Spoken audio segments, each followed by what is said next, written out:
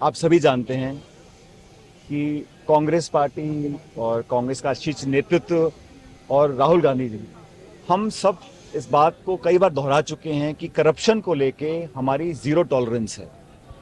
किसी भी कीमत पर भ्रष्टाचार को हम लोग स्वीकार नहीं कर सकते हैं। और कांग्रेस ही वो पार्टी है जिसने हमेशा नौजवानों को प्रोत्साहित किया है, राजनीति में बाकी क्षेत्रों में उनको आगे आने का मौका दिया है। तो नौजवानों के साथ अगर कहीं गलत होता है या कहीं उनके साथ नाइंसाफी होती है तो मैं समझता हूँ पार्टी हमेशा उसके खिलाफ रही है। भ्रष्टाचार और नौजवानों के भविष्य, इन दो मुद्दों पर किसी प्रकार का कोई समझौता कोई करे या मैं समझौता करूं, ये संभव नहीं है। अभी एक दो दिन पहले मेरी बात दिल्ली में हुई थी। कांग्रेस का जो शीर्ष नेतृत्व है, अध्यक्ष जी हैं, बाकी सब लोग हैं, जो मांगे मैंने रखी थी उसका पूरा संज्ञान पार्टी को भी है। दिल्ली में परसों ही मैंने बात की है और मैंने कहा था, जब मैं 15 तारीख को मैंने एक सभा को संबोधित किया था जयपुर के अंदर, कि भाजपा के शासन में वसुंधरा जी के कार्यकाल में जो जो करप्शन के मामले उठे थे, जो खुद अशोक गहलोत साहब ने, मैंने, तमाम कांग्रेस नेताओं ने अपने मुंह से कई बार हम लोगों ने इन बातों को रखा था और ये बात पब्लिक डोमेन में है, तो उन पर एक प्रभावी जांच होनी चाहिए। और जहाँ तक राजस्थान पब्लिक सर्विस कमीशन है, वहाँ पर काफ़ी पद खाली पड़े हैं और कुछ नियुक्तियाँ ऐसी हैं जो मैं समझता हूँ बेहतर हो सकती हैं। इसलिए उसका मूल चूक उसमें परिवर्तन लाना, उसकी फंक्शनिंग में, उनकी नियुक्तियों में मापदंड तय हो, और जो हमारे लाखों लाख बच्चे जो बड़ी मुश्किल से शहरों में जाकर मकान और कमरे किराए पे लेते हैं, कोचिंग और ट्यूशन में पैसा खर्च करते हैं, साल दो साल मेहनत करते हैं, उसके बाद अगर उनके साथ धोखा हो जाता है तो उन लोगों के पास कुछ लोग ओवरेज हो जाते हैं, कुछ के घर परिवार वालों को आर्थिक बहुत दिक्कतें आती हैं, तो उन लोगों की आर्थिक मदद हम लोग करें। मैं समझता हूँ ये मैंने मुद्दा उठाया था और मैं समझता हूँ इस मुद्दे पर कार्रवाई सरकार करेगी। जैसा मैंने कहा परसों, मैंने इन बातों को दिल्ली में सब सब इन बातों को जानते हैं और मैं दोबारा कहना चाहता हूं कि जो मैंने इश्यूज उठाए थे, खासकर करप्शन के इश्यूज, जो व्यापक भ्रष्टाचार, यहाँ लूट मची थी भाजपा के शासन में, उसके खिलाफ कार्रवाई करनी पड़ेगी। और जो नौजवानों को इंसाफ दिलाने की बात थी, उस पर मैं समझता हूँ किसी प्रकार का समझौता करना संभव नहीं है। और मैं उम्मीद करता हूँ, क्योंकि आज मेरे ख्याल महीने का आखिरी दिन है और मैंने 15 मई को इस बात को कहा था कि सरकार इस पर जल्द कार्रवाई करे, और ये बात सब जानते हैं।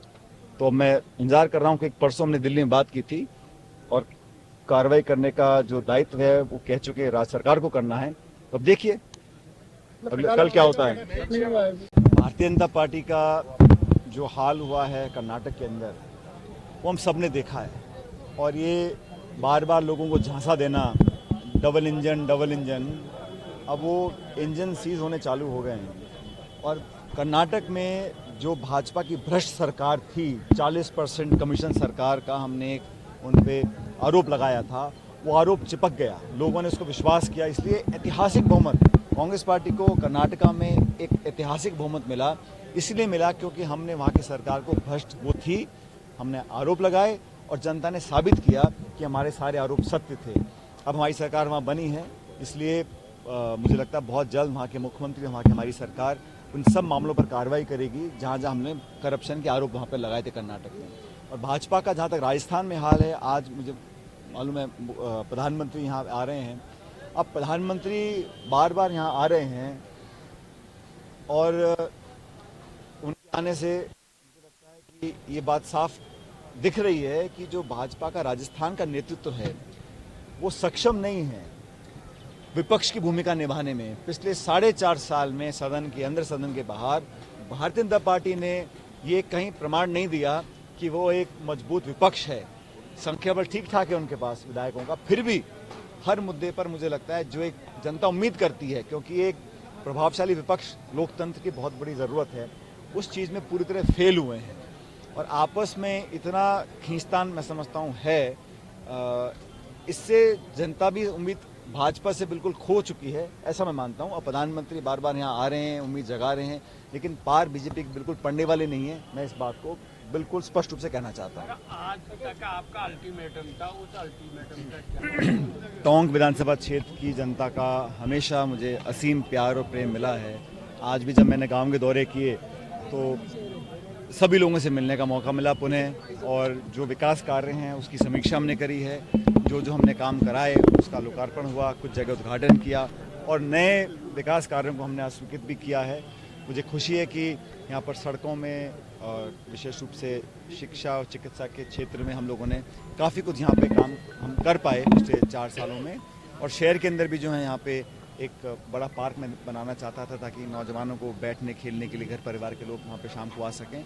उसके लिए मैंने भी 1 करोड़ रुपया सैंक्शन किया है और पैसा भी हम लोग देंगे। तो विकास की दृष्टि से यहाँ पर मैं समझता हूँ सड़कों का जाल बिछा है और चहुमुखी विकास हमने करने की पूरी कोशिश की है और अगले चंद महीनों में जितना भी हम काम बचा है उसको काम पूरा करने का हम भरपूर प्रयास करेंगे। तो आपके प्रभाव वाले ऐसे कई जिले हैं, कई विधानसभा क्षेत्र हैं जहाँ पर बीजेपी घाटा हो रहा है। कल नया महीना शुरू होगा।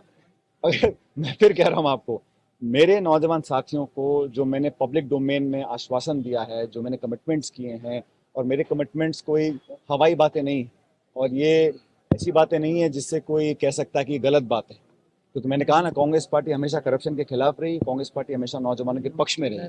तो उनको न्याय दिलाना और भाजपा सरकार में जो करप्शन हुआ उस पर जांच बैठाना, मैं समझता हूँ ये अति अनिवार्य है। इस पर कोई कॉम्प्रोमाइज नहीं। पीएम मोदी आज